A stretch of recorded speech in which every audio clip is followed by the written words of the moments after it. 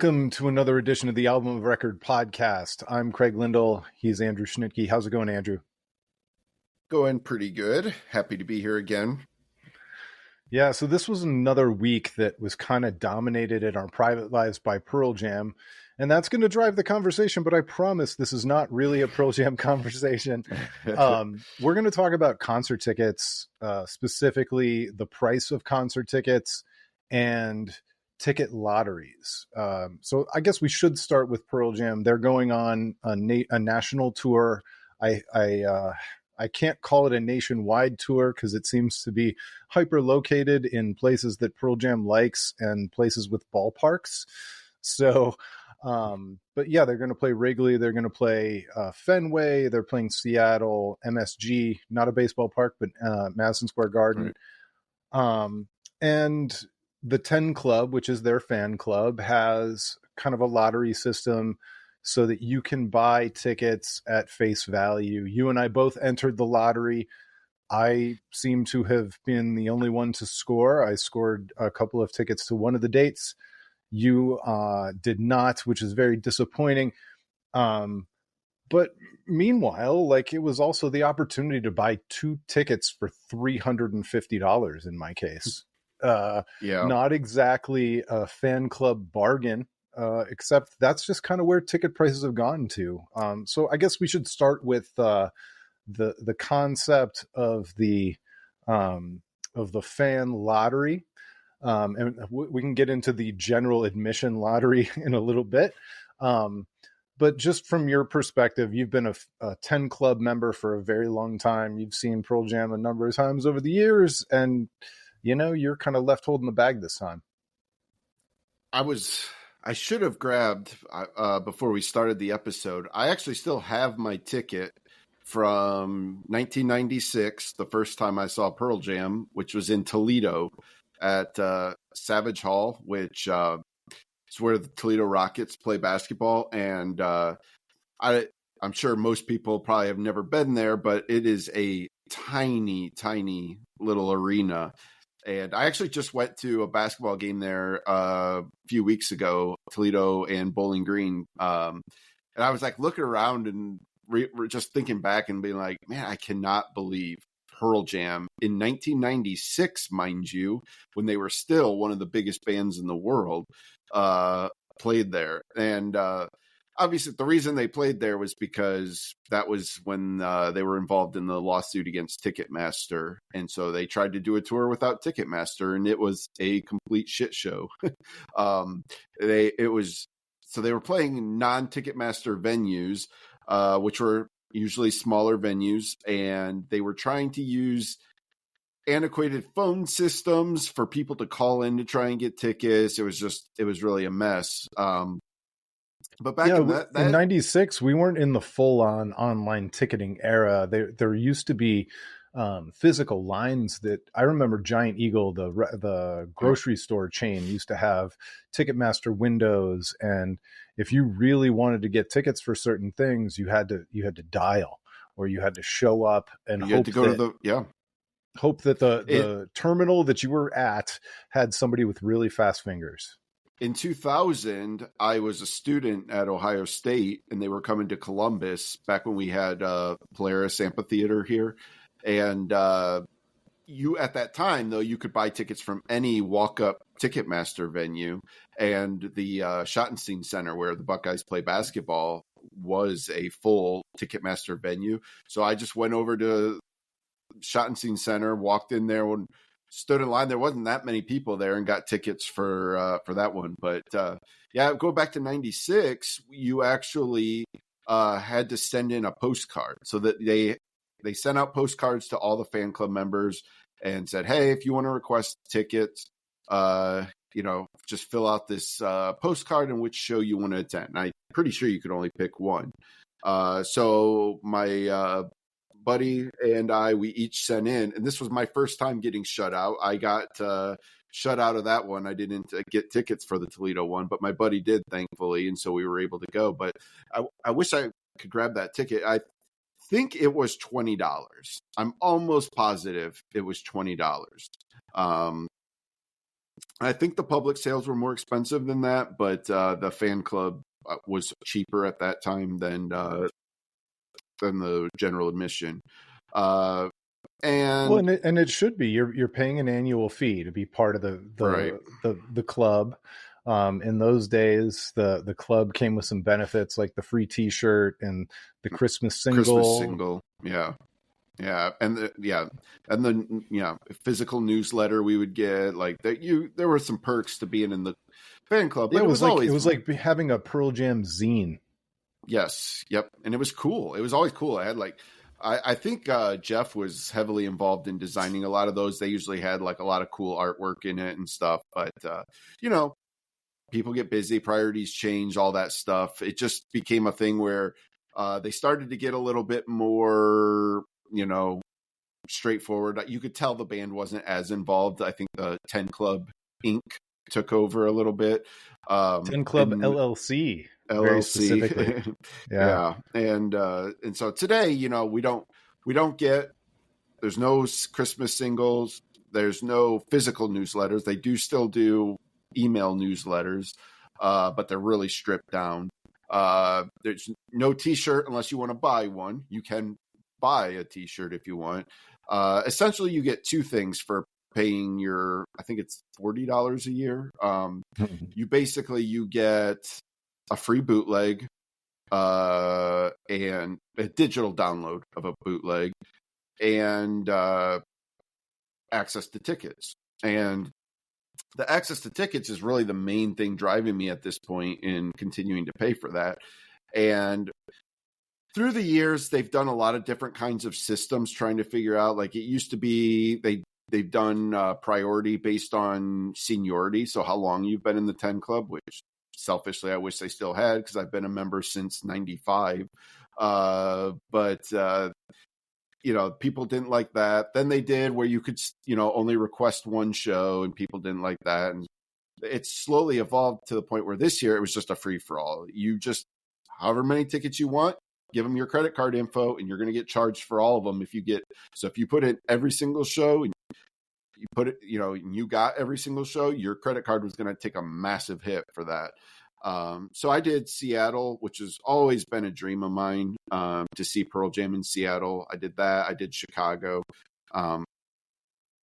And, it sucks. I got shut out. I didn't get tickets, and, it really put a sour taste in my mouth because, I'm not mad at the fans for being excited, obviously, like who did get tickets, but, I go to the message board, I look at Twitter, and I'm seeing people posting, oh yeah, I got general admission for 4 shows, and then I've got seats for 2 other shows. And I'm just sitting here like, man, I can't even go to one show. And how does one fan get 5 shows or 4 shows or even 3 shows and other fans get 0? Yeah, it just didn't. To me, this is not a good system. And predictably, guess what? The message board erupted in flame wars between fans who didn't get it, who have sour grapes. It's sour grapes. Like if, a lot of those fans who didn't get tickets, if they did get them, they'd probably have been on the other side. But then you've got the fans who got their tickets say, well, sorry, life isn't fair, and it's like, and I'm like, all these fans are fighting with each other. And I'm like, you guys realize, like, the fans are not the bad guys here. Nobody did anything wrong. Same team, man. Same team. Yeah, we all want to see Pearl Jam live, and we're all in the fan club primarily for that reason. And it was when you and I were both living and dying, refreshing our email, and we both were completely shut out. And then it must have been the absolute very last possible moment I got that email. And I almost felt bad sending. I was like, "Oh well, hey, I did get a pair of tickets to one show in Boston." Yeah, and it is. But I should have just been happy. But exactly, because of the situation, then, you couldn't just be like, "Oh hell yeah, dude, I got tickets." Obviously, I mean, I was genuinely happy for you, but I saw that when you sent that text, I was like, sweet, like cool, like everybody else got tickets that I know, I had a couple other people I was texting with who I know that are fan club members who got tickets to shows they wanted, and I'm just like, man, this kind of sucks. But I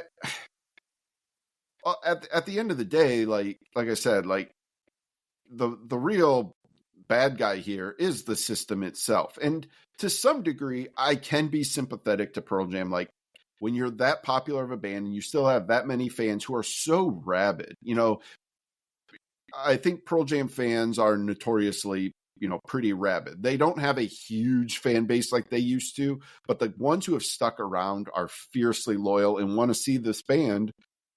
Like I said, literally, you see people 5, 6, 7, 8 shows, but it's a hard system to figure out. Like, well, how are we going to figure out how to get everybody tickets? And I think my idea is still. Well, the other part of it is population dynamics, and I get into this conversation a lot with my friends who are really into kind of retro video games.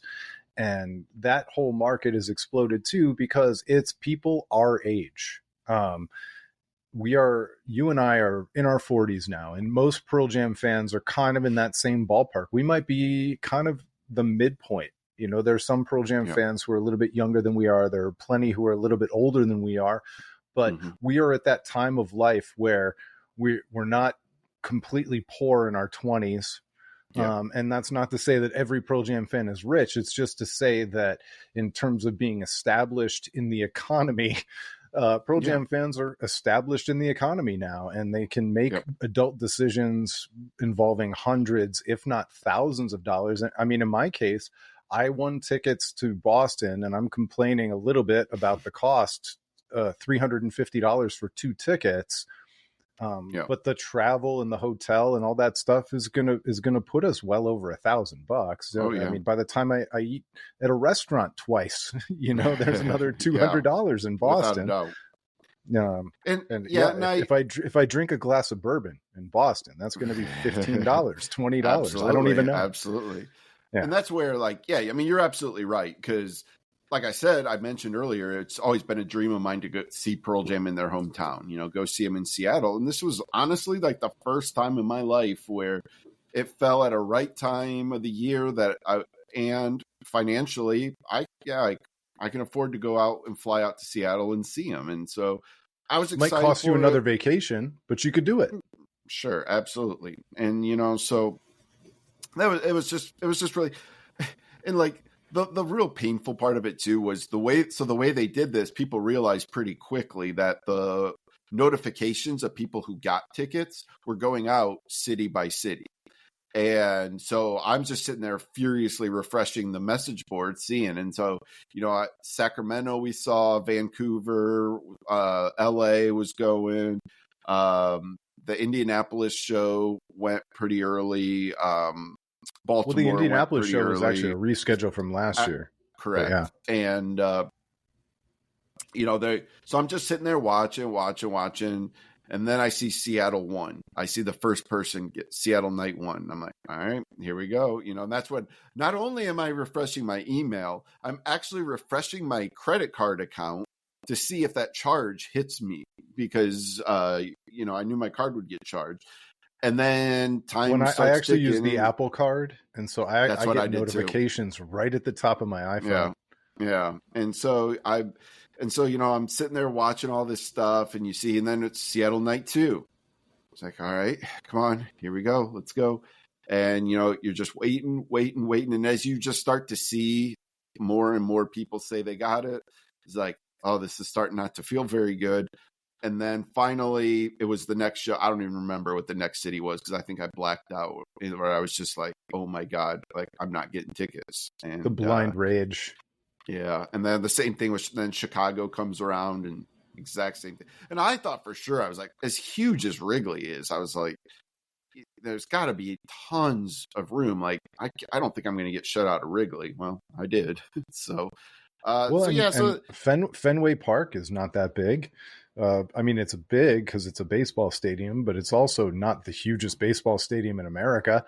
So I felt like by the time I got that email and you and I had kind of been through a whole day of hitting refresh, or it felt like a whole day. It was probably actually just a few hours, but I really truly did feel like I won the lottery. But that's tough. That's tough. And the reason why we're bringing this up, like, I know we could continue to talk about Pearl Jam and the dynamics around Pearl Jam, but there have been thousands and hundreds of thousands of families, maybe millions of fans who've been dealing with this on the Taylor Swift front. I don't think her fan club has any special access at all. Everybody's into the cattle line of the lottery for Ticketmaster. And of course, early on, Ticketmaster had trouble with crashes and all kinds of things going on. And those tickets are going for thousands and thousands of dollars a piece. And yeah, some Pearl Jam tickets are going to go for $1,500 or $2,000 by the time this tour's all set up and ready to go. But the reason why we bring this up is it's a universal problem.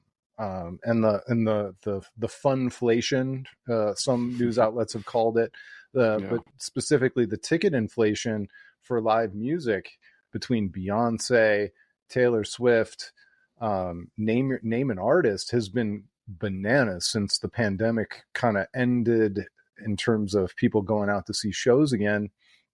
The festivals have been crazy. But I'm wondering if maybe we haven't reached a peak. Yeah. I'm going to circle back to something too. Like even like the Taylor Swift thing, I don't even know, was that even a lottery, or was that just everybody was refreshing Ticketmaster and you had that or the phone, trying to get through the phones? I think it's like one of those things where you log into the site at 11:59 and at 12 you get a number and I'm 133,475. I don't think I'm going to get tickets.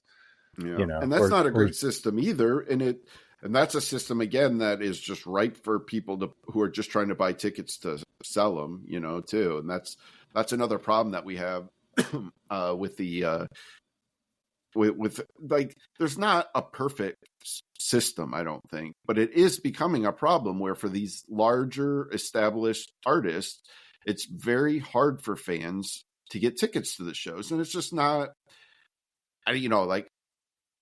some people would say, well, just play more shows, like, play more nights in every city, but that's not always feasible because, for one thing, availability, like you can't always count on an arena being available 4 nights in a row, or 4 out of 5 nights.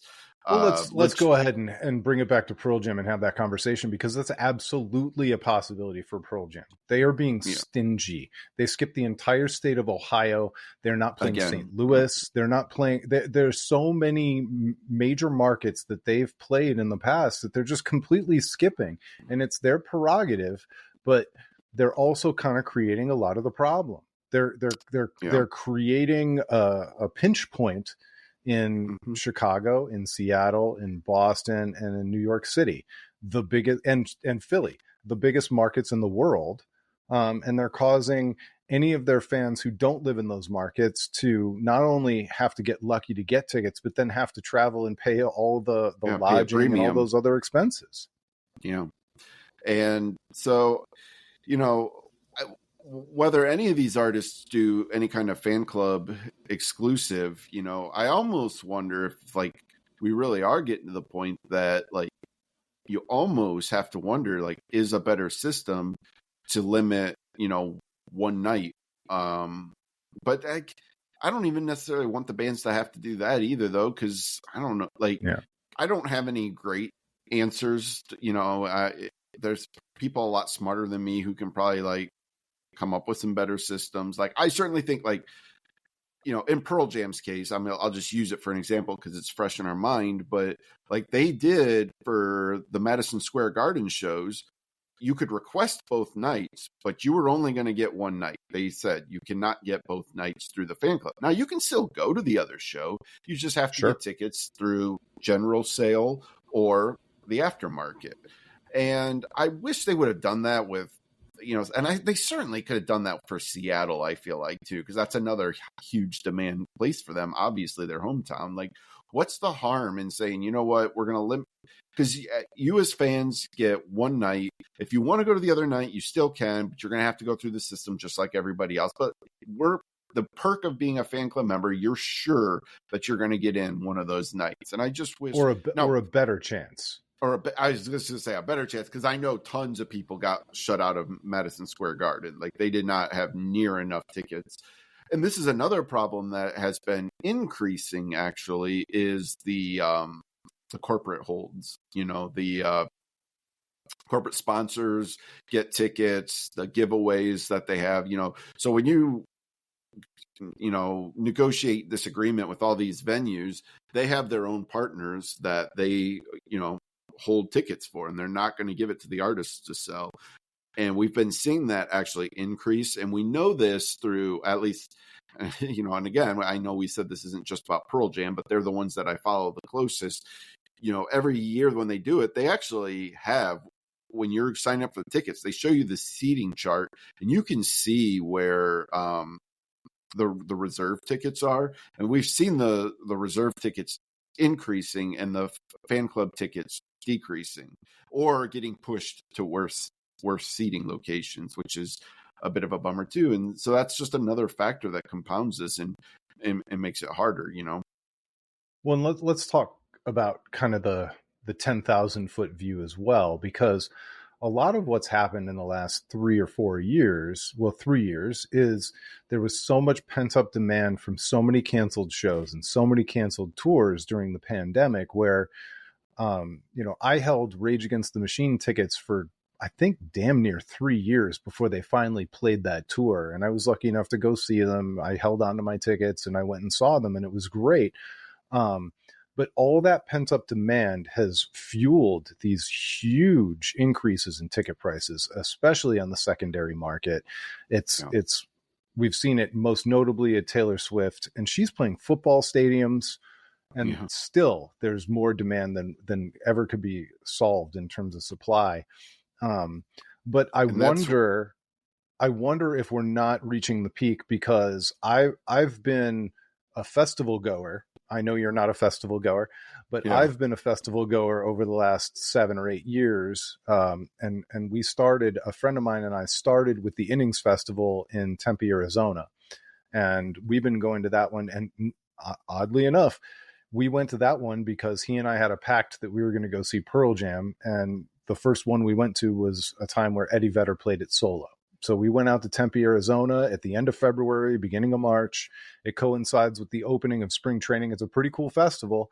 And we went to every single one other than the one that was canceled due to the pandemic until this year. And we decided there was there's a bit of a lack of interest on behalf of my friends and the people that we used to go to this thing with this year. And so we're not going. It's in the next week and a half. And just out of curiosity, I went on the website this week, and the headliner this year is Red Hot Chili Peppers on night 1, and then Hozier and a whole bunch of other bands on night 2. And I went and I pretended like I was going to buy the VIP tickets that we normally buy for that festival, and they're still available. Last year, when it was Foo Fighters, obviously a different band, it was completely and utterly sold out by this point. There were no more tickets available. It sold out in a hurry. And so some of it might have to do with the difference between Red Hot Chili Peppers and Foo Fighters, but it also seems to me that it's probably an indicator that maybe we kind of hit that peak for demand. The people who had excess money and were desperate to see live music after the pandemic maybe have sated their needs a little bit, and they don't need to get out and see live music to the same degree that they did even 18 months ago, 12 months ago. So I don't know that doesn't really equate to Taylor Swift or Pearl Jam, because I think there's always a supply problem as related to the demand. But I'm wondering with these festivals, if we haven't reached that peak and maybe conquered a lot of that demand, that pent up demand from the pandemic, when people were really needing live music and couldn't get it. There's a lot more festivals now too. Like, it's really becoming a huge thing to have these one-off festivals, and we're seeing them pop up all the time. I just saw that they just announced a new one for punk, hardcore, ska. I forget what that one. No Values. That's I haven't heard that one. That's out California. That's a new one, and I mean they've got lots of heavy hitters in those areas. But yeah, Well, and they've really professionalized it too. So down in Louisville, Kentucky at the fairgrounds, they use that same location. They have the Bourbon and Beyond Festival, then a week or a week and a half later they've got the Louder Than Life Festival. Those are both 4-day festivals. And they just they're changing the signage around the stage. I don't even think they're changing the booths. So like Jack Daniels is there, and they stay there for 2 weeks. And I mean, it makes a lot of sense. Yeah, Sonic Temple here in Columbus, that's the same way. That's a 4-night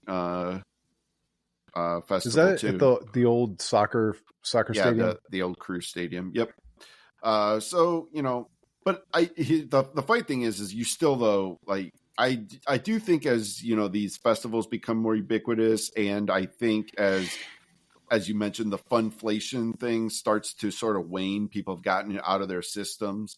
I could see the festivals being over that peak, but certainly for large artists, like well-known established touring acts, as much as we lament the rising ticket prices, like it's clear it's not a detriment to the fans. Like you said, like there's still a supply problem. So, if Pearl Jam was still selling tickets even for $50, the demand, I promise you, would be even higher than it already is. Like there are definitely Pearl Jam fans who could not afford to pay $185 for a ticket. So, and so as much as we wish the prices would go down, if anything, the market is saying, hey, you could actually charge more and maybe take care of some of this supply and demand inequity.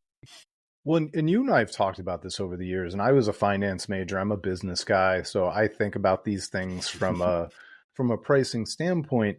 And I know there was a lot of criticism of Bruce Springsteen in the last year for some of the face value pricing he put on these tickets. But the idea is that if Bruce sells a ticket for $100 and then it gets traded 6 times by the secondary market and ends up going for $900, $1,000, $1,500, why should that $1,400 spread? Why should that spread of money go to a bunch of ticket brokers, SeatGeek, StubHub, eBay, whatever? Like that money belongs to Bruce. And that money, same with Pearl Jam or Taylor Swift. If Taylor Swift can get $1,500 a ticket, she deserves that money, not Ticketmaster resellers. All these people who profit off. So I had 4 tickets to see the Postal Service and Death Cab for Cutie on their 20th anniversary tour in Detroit, the Detroit area. And as it turned out, we couldn't make it. We just couldn't go. And so I wasn't really trying to flip the tickets. But when I went to sell them on StubHub because we couldn't go, the recommended price, the midpoint, was a full $80 a ticket more than I paid for them. So, I could have sold them for exactly the amount above face value that after fees would have given me what I paid for them. But as it turned out, I think I made $150 on those 4 tickets. And I don't feel too bad about it. I wasn't trying to make money off the tickets. I would have rather gone. It turned out I couldn't go. But wouldn't that money be better served in Death Cab for Cutie's hands and the Postal Service's hands than mine? Yeah, and that's kind of what I'm getting at here. It's like people are demonstrating that, as much as we hate the cost of tickets, people are demonstrating that it is not prohibitive. Like it's just not there, and they are willing to go to the aftermarket and pay these crazy costs. And it just goes to show, like you said, if people are willing to pay that much for a concert ticket, who should be getting that money? And I've seen people make the argument. They're like, well, if they charge more, then the aftermarket is just going to charge more. Like, no, there's a breaking point where people just will not pay that money, or at least not in large quantities. And it's just with the sheer volume of tickets we see being sold in secondary markets. It's just, to me, it's just evident that that's a thriving area where people are making money. And, I'm not sitting here advocating, for ticket prices to go up. I'm just saying we're in a situation where there is a problem between supply and demand. And without a great way to, if we're not going to put in the work to figure out systems to evenly distribute tickets to fans, then you do have to question, what is the next step to fix that? Is it just to raise prices even more? And which I don't want to see that happen, but I just can't help but look at the way these markets work and just wonder, like, is that where we're headed with? Again, this is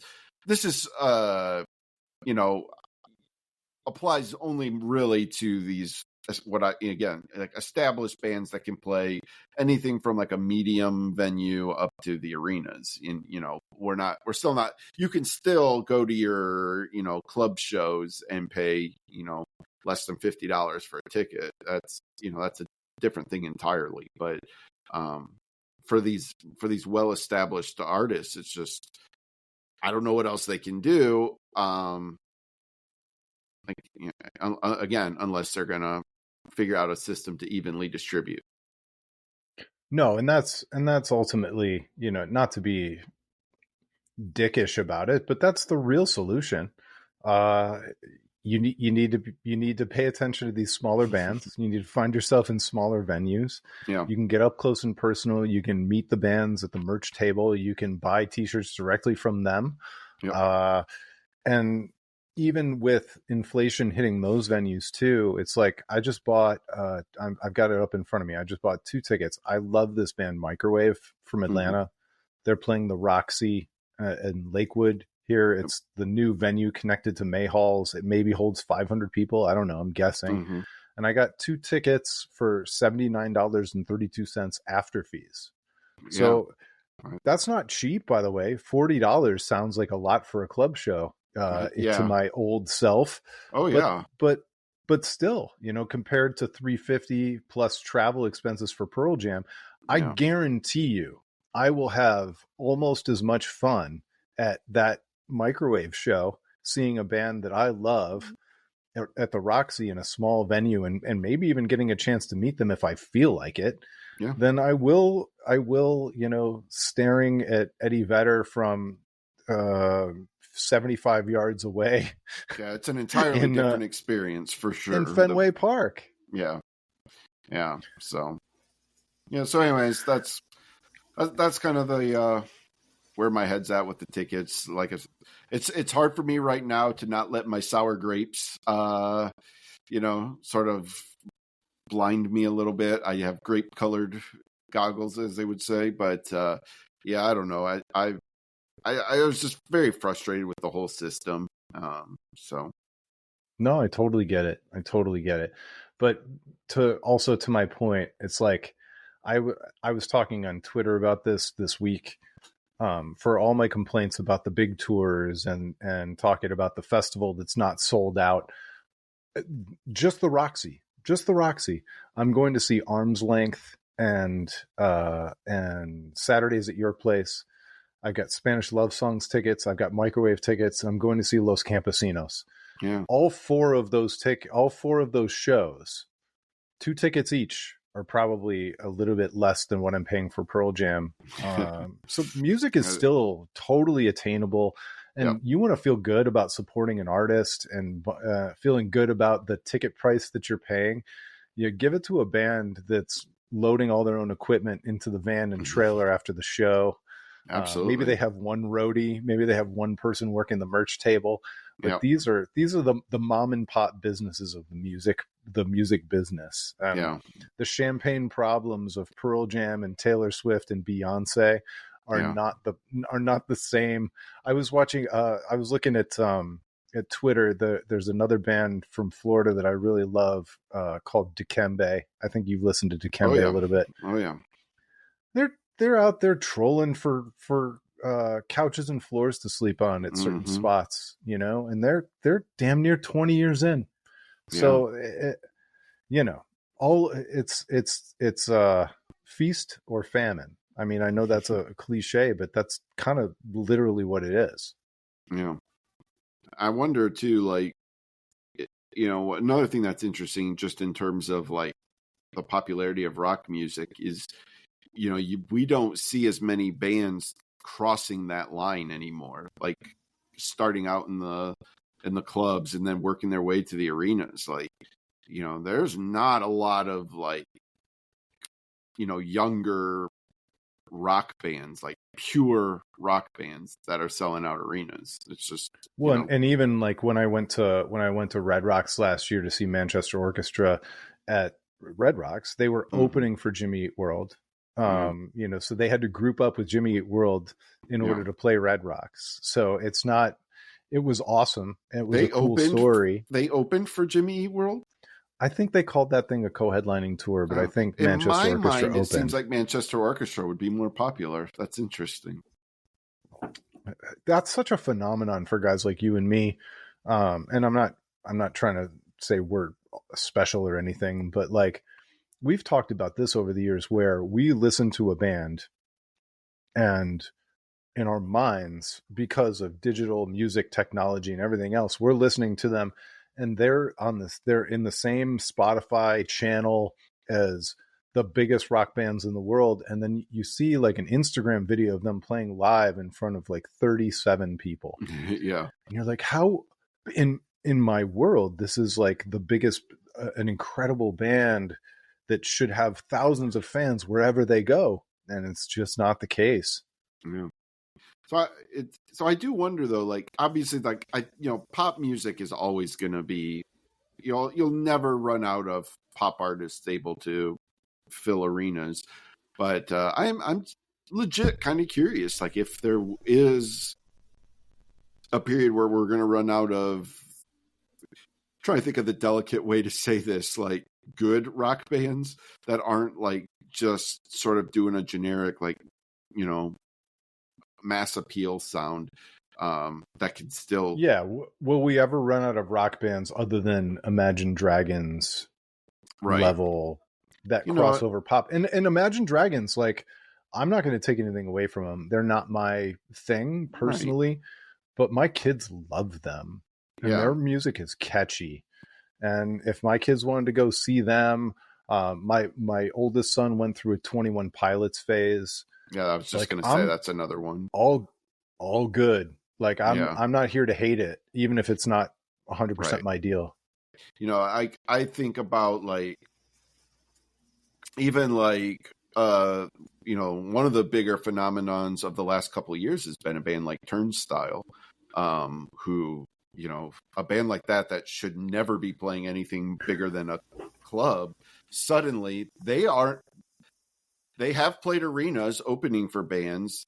They're close. Blink-182. They are close to being big enough to be able to headline that. They're not quite there yet, but they're doing those mid-sized venues. They'll sell those out no problem. It was shocking to me last summer when kind of a nostalgia rock band like Mudvayne had a headlining tour at Blossom Music Center, kind of that outdoor pavilion style thing. I don't know how the ticket sales were, but I was kind of surprised that they were able to headline a tour like that without grouping up with 4 other bands to help them do it. Yeah. So we're seeing a lot of that group up. Grouping grouping up in order to fill venues. Yep. But that's not new. I remember at the end of my senior year of high school, right before I went to college, it was Counting Crows and the Wallflowers touring together. Yeah. And I know that's like a funny blast from the past. And Counting Crows, the last time they came through town, they played the Roxino. Yeah. So like that's who they are today, which is fine. Like whatever, they're still playing. And who's Bush touring with this summer? But they're playing. It's like Bush and Candlebox, and But they're playing Nautica. Is Jerry Cantrell on that? Jerry Cantrell. Yes. That's who it is. Yeah. I wasn't sure if it was Jerry or if it was Alice, but yeah. So we are going to Nautica. It's going to be kind of a goof night, but we're going to go. we don't care as much about Bush as we do. My buddy is the hugest Candlebox fan in the world, and I love Jerry First Cantrell. concert I ever saw was Candlebox at the Toledo Zoo Amphitheater. Hot take. They kill live. Oh God, yeah, they were awesome. They're so good. Incredible. Yeah, yeah. I And don't even know. Bush is really good live too. Yeah, I don't know who's in it's Candlebox anymore. Like, it's just what Bush and Candlebox are basically the lead singer and hired guns. That's what it is. Yeah, but still, like, yeah. I mean, which is essentially a Jerry Cantrell tour as well. yeah, pretty much. Yeah. But anyway, yeah. Isn't it weird to be the age where these nostalgia tours kind of play to our sensibilities?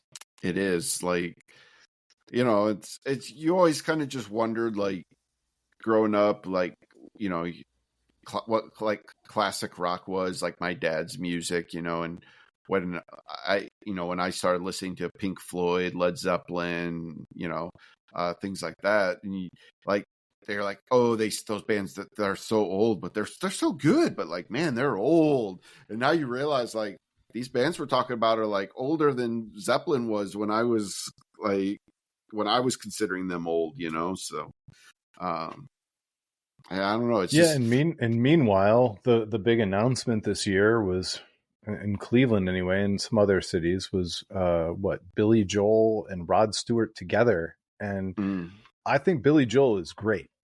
You'll never hear me trash Billy Joel. I think Rod Stewart is great, undeniably great. Great singer. Those dudes were on the oldies channel when we were growing up. Yeah. Yep. And like, that's the big announcement. What happened? Where's the next Billy Joel and the next Rod Stewart, and why aren't they headlining?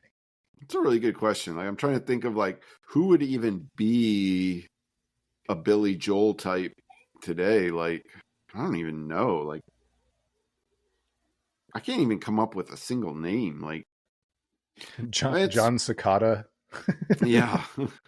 Like, I wonder, like, what, as we're seeing, like, Post Malone sort of, like, adapt and change and, like, settle into, like, the next phase of his career. Like, kind of curious, like, what his legacy will look like. That's somebody who obviously is not making, like, traditional rock music or rock music period by any means. MGK as well, Machine Gun Kelly. Yeah. And, but these are your sort of artists that I think people can take seriously from maybe not MGK so much, but certainly Post Malone people take seriously from, like, and they should. Post Malone is phenomenally talented. Yeah. And so, that could maybe be something, his music I wouldn't compare to Billy Joel, but I mean, in terms of being this guy that, as he ages, if he wants to continue doing this, I could see where people are like, hey, Post Malone is coming. Like, let's go check out Post Malone. Well, and I would compare him to Billy Joel just in terms of the crossover, where it was like, he can appeal to, because he could definitely hit the adult contemporary. Like, some of his biggest hits could have been played on, if radio still existed in the way that it did when we were kids, it would have been on pop. It would have been on adult contemporary. It would have been on easy listening, even some of it, which is funny to say. But how many times did that happen where there was just the crossover artist in our day was like totally different than Post Malone, but Sheryl Crow was when she was at her youngest and at her peak, she was the alternative station. She could be played on country. She could be played on adult contemporary. There was like there was no station that they couldn't be played on. Well, Shania Twain couldn't be played on the alternative stations, but everywhere else. Yeah. Not so much the alternative, but yeah. I would say, Alanis Morissette, she could be played on a lot of different, especially the second record. Yeah, I was just say, as her career went on, and she, like, diversified her sound a lot more. But ironic was on every station. Oh yeah, across the board. Absolutely, yeah. So again, there, those things do exist. Does Alanis still tour? Like, she toured recently, yeah. Did she? Okay, that's somebody I've not, like, really heard much from recently. So that was one of my early live shows as a teenager when I was able to drive.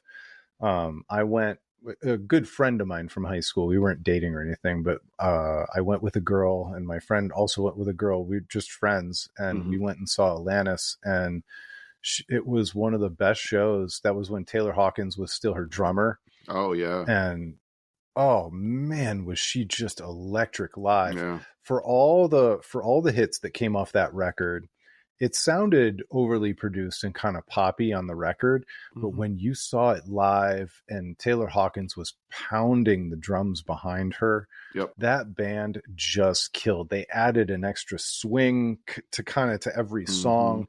They rocked out. It was just, it was a moment in time, man. I can't explain to people, if you weren't there, just how electric she was live with that backing band. It doesn't surprise me. I mean, I could always hear that element, you know, even on Jagged Little Pill. Like, you could hear that visceral, you know, like alternative energy that was underneath it. And And live, she went for it. She went for it with the vocals, almost like a punk singer. Yeah, like she was overly produced and very within herself on the record, but she let it loose live. Yeah, big fan. Yeah. So I'm not sure how we got to Alanis Morissette, but here we are. Yeah, I don't know either, but yeah. All right, what's next on the topic list? Where are we going, Andrew? Well, I wanted to talk a little bit today about, you know, when we first started the show, we said we wanted to talk about this through the lens of, you know, 90s music, the music that we grew up on. And we've kind of hit on this a little bit just organically already, but I kind of wanted to touch on, like, what is the role of 90s music today? You know, as we've seen, like, the grunge bands, like, we're down to Pearl Jam. Like, Alice in Chains still exists to some degree, but I don't know the last time they toured. They haven't done an album in probably 4 years. They get lured into festivals from time to time. Yeah, they'll do some festivals, but primarily Jerry's been doing a lot of solo stuff. So I don't know what their official status is, but like on the grunge side, like we're kind of running out of them. Mudhoney, dude, it's by the way, it's 2 years to the day that we lost Mark Lanigan from Screaming Trees. That's crazy. I didn't know that was today. Wow. I just saw it while we were talking. Yeah. But, you know, even beyond that, you know, thinking about like Oasis, you know, who I was never a big fan of, by the way. One of my absolute favorite bands, but, you know, Red Hot Chili Peppers, they're still kicking it. Smashing Pumpkins are still doing something. So I kind of want to pick your brain a little bit about, like, what do you think, sort of like how are these bands viewed today by the music population at large? You know, because it's been interesting to see the reaction of people to like the new Pearl Jam song and like trying to figure out, like, you know, what does Pearl Jam have in them? You know, do people still care if Red Hot Chili Peppers make a new album? Do you know, like we said, Smashing Pumpkins, they put out a new album last year, I think, or else 2 years ago. But like it was last year. Nobody seemed to care about it. So first you of all, and I tried to listen to it. Yeah, it was not good. So I kind of want to pick your brain about like where you see 90s bands fitting in the role of music today, and then talking a little bit, certainly, you know, your perspective with your kids, you know, how they view that music versus compared to like how we viewed like our dad's music. And you know, so when I say our dads, I mean of that age, not the specific bands that our parents listened to, but like the classic rock thing. Yeah, so I think my kids view Pearl Jam and grunge and all the bands of the 90s kind of in the same way that you and I maybe looked at AC/DC. Okay. So I think Zeppelin and Pink Floyd and some of those bands, they sounded great and we loved them and we fell in love with them to some degree, some of us more than others. But it always felt like it was from a different era, right?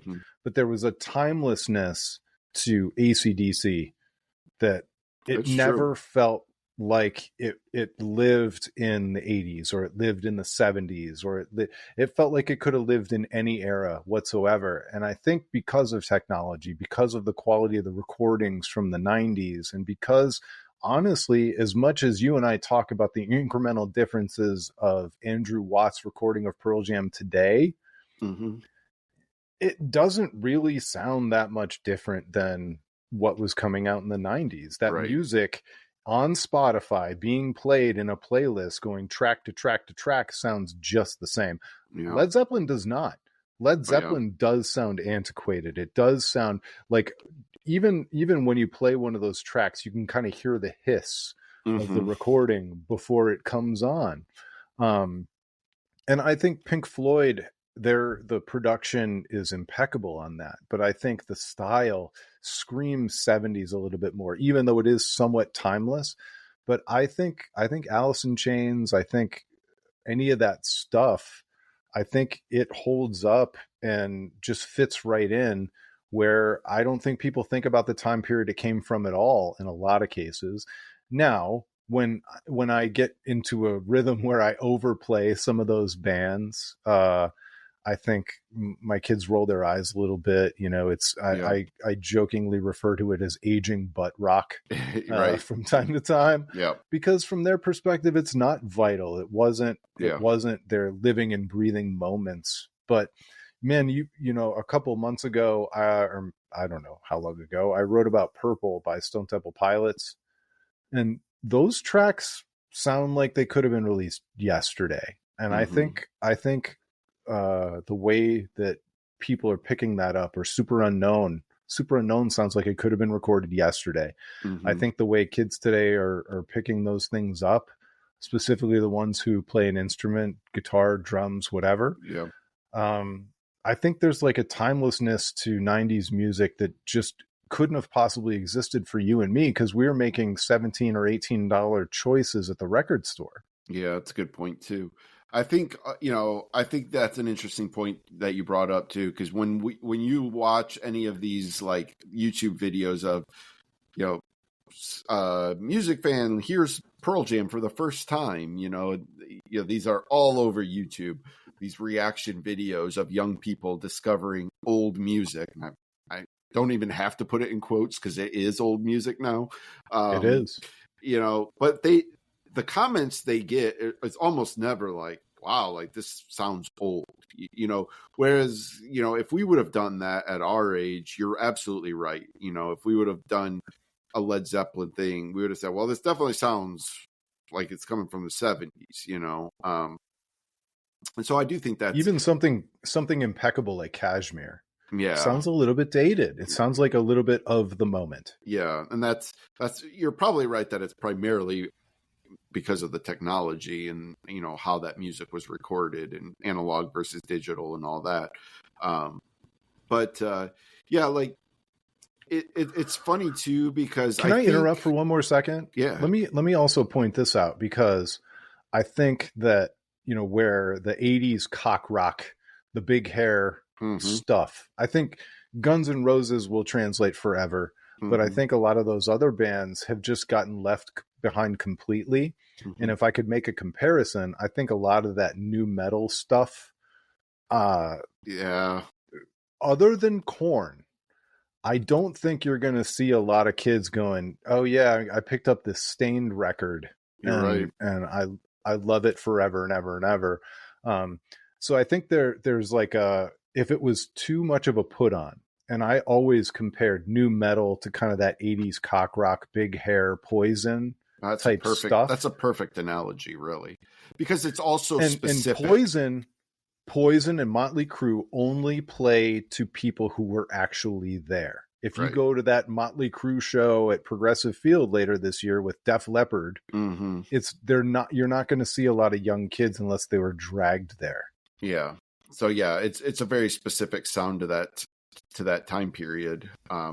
I think also another interesting dynamic too, and this is maybe one thing that is perhaps similar, would be when we would read about Led Zeppelin and people talked about how jarring it was when they first came out and it was so heavy, everybody talked about how heavy Led Zeppelin was, and we would listen to it post like Guns N' Roses, Metallica, or Rage Against the Machine. Yeah, and we would listen. Don't tell me about heavy. Yeah, so we would listen to Led Zeppelin and be like, people thought this was heavy. And I do think Black Sabbath was the ultimate example. I was like, oh, I yeah, get it. It's slow yeah, and it's yeah, riffy. yeah. And I And I love it. By the way, do I do love it. Don't get me wrong. yeah, and I do think that there's a little bit of a comparison to be made in the fact that I can see where somebody today would listen to Pearl Jam's 10 and have no concept of how that could have been revolutionary music. You know, how even Verses, which you know, kind of gets into a little bit more of a edgier sound than what 10 had. I even think like listening to that, people would be surprised at how aggressive Pearl Jam seemed in the early 90s. So that might be one comparison where that is a generational thing. But I think that's a little bit of being when you're growing up, you can't help but be a prisoner of the moment and your context that you're growing up in. And so the music that you are exposed to sounds a certain way. And so when you hear something from a different era, even though it can hold up sonically, you might still stylistically not understand what that band meant at that time. And I wonder sometimes about that. Like, as I reflect on that, I always wonder, like, can even I, thinking about this now, really appreciate what Led Zeppelin must have meant to people when those, particularly their first 4 albums, which, you know, were so revolutionary in that time period. Like, can we truly appreciate that? But I also think some of what you're saying is it's as simple as the absolute nuts and bolts. Like Pearl Jam 10 sounds like it was hung over from the 80s from a production standpoint. And to some degree, so does Bad Motorfinger. Oh, yeah. Some of the first, without a doubt. Some of the first records that sound truly, truly 90s. I don't know how Alice in Chains did it with Dirt, but that one sounds truly 90s. Yeah. By the time they do Facelift is laced with 80s sounding stuff. Oh, so 80s. Yeah. So well, 80s. It was recorded in the 80s, I'm pretty sure, but yeah. Well, and I'm sure a lot of Pearl Jam 10 was too, and that band got their sea legs as a rock band in the 80s for the most part, as part of Mother Love Bone. So and by the time Versus shows up, by the time Vitalogy shows up with Not For You and some of that stuff, like it was almost too late, you know, in a lot of ways. Yeah. But not for us. Right. And that's, I think one of the interesting things about Nirvana in that context is Nirvana is like the one that I do think somebody could go back and listen to Bleach even. But even, you know, as much as some people will criticize Nevermind, and Kurt certainly loved to criticize Nevermind for being overproduced, but like, you know, that was because they necessarily leaned more punk than anybody else. I think it's easier for people today to look at Nirvana and say, okay, I understand how that was counterculture at the time, more so than maybe Pearl Jam. But like, as somebody who lived through it, man, I can tell you, like, you know, Pearl Jam was as intense as it got. Like, that was, you know, I don't want to use the word counterculture because they were the biggest band in the world then very quickly, but like they were mysterious. They were, you know, dark and edgy. And I don't know if that necessarily carries through still today. And there's so many, you know, 70s bands that I think we don't fully understand the context of what that must have been like at that time. What I don't think translates for people who weren't there is the sound of authenticity. And it wasn't just grunge. Right. It was 9 Inch Nails too. Oh yeah. But the sound of authenticity in the lyrics, in the singing, versus what we saw, you know, I was a big Poison fan. I was a big fan of Bon Jovi. You know, I was 9 years old, so like I'm forgiving myself for it. Yeah. But I was a big fan of those bands. And then once I heard Guns N' Roses, I was like, oh, these guys mean it more. Yeah. That was such a light bulb band for us. Yeah. Yeah, and then the natural extension from Guns N' Roses, who really meant it, who were dirty, who were dangerous, who Mm-hmm. were problematic, Yeah. versus pretending to be all those things, Mm-hmm. was more of the emo. And I think part of the authenticity of grunge was their willingness to be authentic, their willingness to be vulnerable. And there Mm-hmm. was a vulnerability in the lyrics and in the singing, in the style. Somehow there was a vulnerability in the style of Pearl Well, Jam 10 that was like nothing we had heard before. and if you want to know how we can prove that it was authenticity, is the fact of the just wreckage that era left behind in terms of dead band members, Oh my or God. you know the the price that all those artists paid was so heavy, and it's like there was no faking that. They were telling you it in their lyrics, and then we sit there afterwards like, wow, I can't believe it's like, oh, they were telling us like this whole time. They were telling us like, they weren't in a good place, and Lane Staley made nothing up. yeah, Chris Cornell, as much as I wrote about when I was writing for Waiting for Next Year, when Chris Cornell died, and I wrote an article and I said, it was surprising to us that, like, it was incomprehensible to us that he would, commit suicide. But we sit there and look back and you just read the lyrics of Super Unknown. Like, he's like, We just oh, thought that he had survived and gotten out the other side. yeah, that's really was. But like you said, like,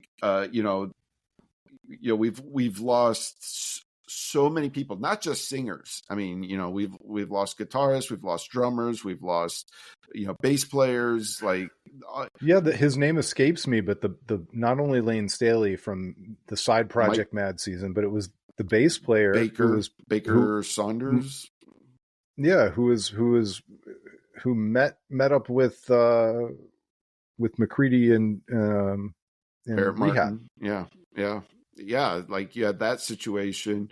Um, Mike Starr, bass player for Alice in Chains, he died.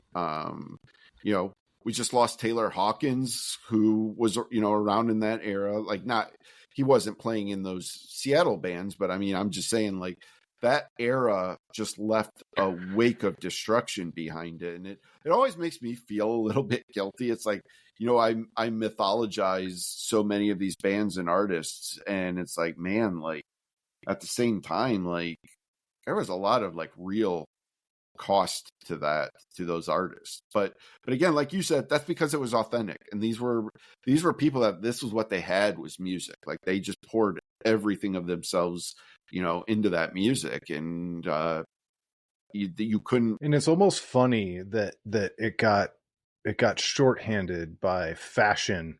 Yeah. It was like because we experienced the 80s, we tried to nail it down to Doc Martens and flannel.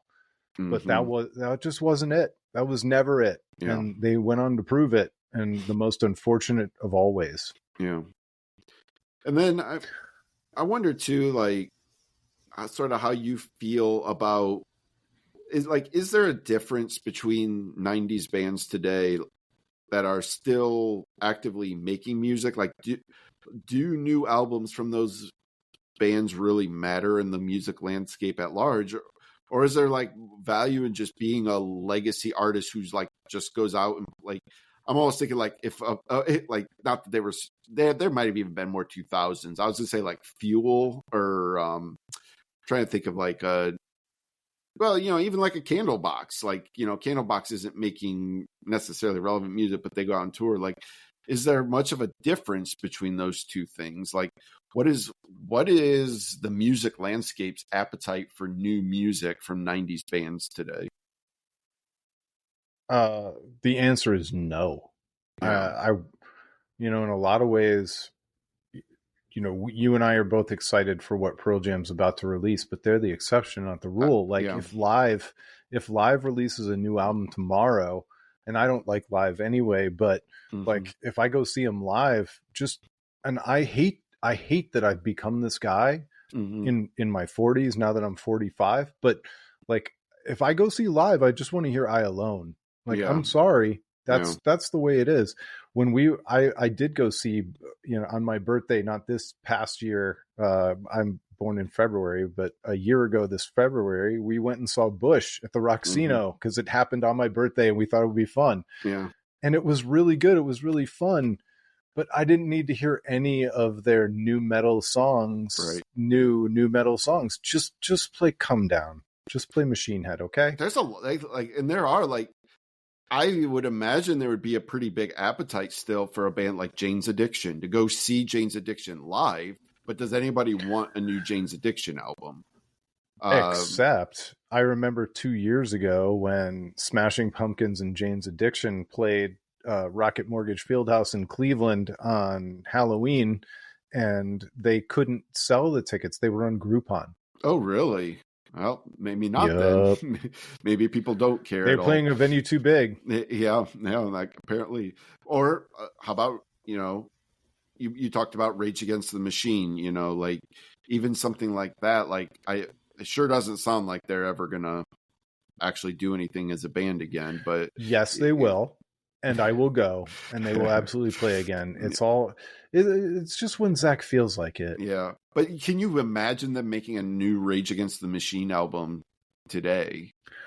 They could, and it would sell, and it would be vital, and it would be important.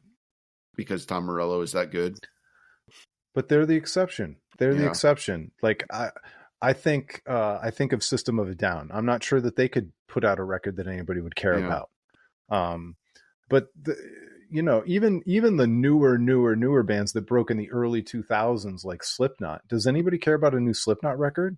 But they're headlining festivals all over the world. Yeah, that's true. What about Nine Inch Nails? Where do they fall in this? Like, would you be Nobody excited? cares about their new material. Yeah, because I say no. It seems like anything that they've put out, new recently, which they've done like a lot of smaller releases. They did those the 3 EPs that you can kind of combine to make one album if you want to, but I don't feel like there was a lot of appetite out there for it. But I'll tell you what, I would in a heartbeat go see Nine Inch Nails live tomorrow again. I did see them. I saw them at the Louder Than Life Festival 2 years ago, and it wasn't. They were a little bit older. Their age showed, but it was awesome. You know who's a band it was awesome. that is technically a 90s band? They're more thought of as a 2000s band, but they are technically a 90s band that I would argue is still pretty vital today. Is Queens of the Stone Age. People still notice, maybe not like in the big pop size scope of things, but in the rock world, if you have any interest in rock music, when they're in the Deftones realm. They're in the Deftones realm. Yes. Yeah, that's another band that absolutely, and Deftones are a pure 90s band because, Adrenaline came out in 94, 95. 94, 95. But they are still making absolutely pure, vital music because Deftones they never got too big. Deftones are a freak band, man. To put out that many albums that still, each one sounds slightly different, but still uniquely Deftones. And I'm excited anytime Deftones want to put out new music. I'm there for it. And not all their records are great. No, I'm not saying that, but you certainly want to hear it. They still put out vital music every single time they seem to put out music. And, I know who we're forgetting. Crosses, too. Crosses puts out great music as well. You know who we're forgetting that's still absolutely vital and is Radiohead. But is Radiohead a band? No, The Smile is a band. And the Smile record, hot take, sucked. It wasn't good. Sorry. I struggled to really get into it. And I desperately wanted to love that. I bet they're great live, album. Oh, for sure.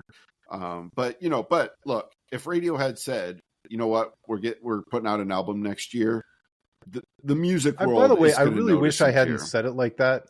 I was trying to be a bit of a shock jock. I didn't love it. I wanted to love that record. I didn't love it, and I'm not mad about it, but I'm kind of disappointed. Yeah, it's just not something I'm going to be listening to. Probably even 6 months from now. Even right now, I haven't listened to it probably since the week after it came out. It was probably the last time I gave that a listen. So, but and Radiohead could do both sides of it. Radiohead can sell out any place they want, still to this day. And they're a weird band because while they do have a lot of older fans, they actually have tons of younger fans as well. Like they have two eras. They're a little bit like Metallica. Metallica is another one too that people still notice when they put out new music. They're definitely not they're not even a 90s band. They're an 80s band that is still doing it somehow. But for a lot of people, they are a 90s band. That's right. And that's for me, Metallica was not an 80s band at all. Right. Other than one, I don't care about Metallica in the 80s. So I retroactively love those albums now, but I certainly when I was first discovering them, those albums, it was like, oh, they had other albums before the Black Album, like that kind of thing. But so we kind of are the example of the people who view Radiohead as a 2000s band, like the ones who are more into In Rainbows or Hail to the Thief, that the people that think that those are like the quintessential Radiohead. And, we grew up, we're like, no, man, like it's OK Computer and, Kid A, like those are the things. And there's people hearing the Bends and hearing the development on the Bends and hearing the bits and of the Bends that would become OK Computer and seeing that development, because man, you want to talk about a curve that goes like very smoothly all the way up. That's one. You can always listen to a Radiohead album and like pick out the one song that you're like, okay, that's where they figured out where they were going next. There's a lot of that where you can sort of hear that chain from one album to the next. Yeah. All right. And that is where we're going to stop. We are going to do a Radiohead episode where we're going to talk about the beginning. We're just going to do a deep dive into Radiohead one of these days. Yeah, for sure. But dude, this was a blast, man. Yeah, as always. Thanks for chatting up all this stuff with me. Yeah, I love it when we like come into it with like just like a loose idea of what we're going to talk about, and then the conversation just goes wherever it's going to go. So it was fun. Yeah. So anyway, thanks so much for listening. If you made it this far, please go ahead and subscribe on our Substack, albumofrecord.com. We're going to be doing bonus chats from time to time there for you guys. This episode went a little bit long, so I don't know if we're going to do one this time, but love that you're along for the ride with us. We're just doing this because we want to have a good time, but we hope you guys dig it too. So thanks so much for listening. And if you do, and you know somebody else who likes music, tell your friend, please. Absolutely. All right. It's been the Album of Record podcast.